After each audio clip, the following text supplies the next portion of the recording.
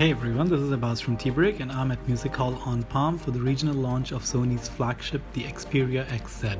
The phone was announced at IFA a few weeks back, but we found out more details on the regional pricing and availability during this launch.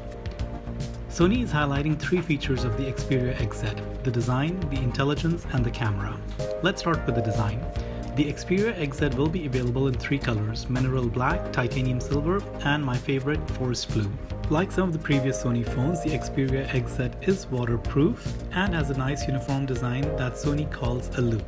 The 5.1-inch screen and almost no bezel makes the phone easy to operate with one hand. Specs-wise, you get the Snapdragon 800 with 3GB of RAM and 64GB of storage. Sony also moves to a USB Type-C connector. Coming to the intelligence capabilities of the phone, it learns how you use and adapts to it.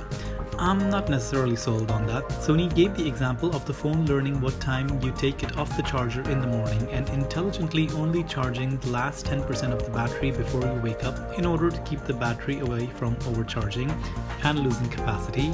Finally, the last thing Sony highlighted was the camera. The 23-megapixel camera present on the Xperia XZ is similar to the Xperia X launched earlier in the year, but Sony has added a couple of sensors.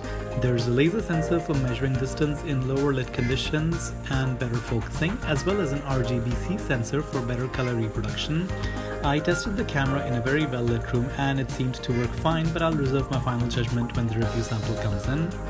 The Xperia XZ is available to pre-order right away, and the UAE will be in the first wave of countries where the phone lands. Sony has set the price of the Xperia XZ as UAE dirhams 2,299 and has set the launch date as September 29. This is Abbas signing out, and stay tuned to tbreak.com to read the full review of the Sony Xperia XZ as well as everything else in the world of tech.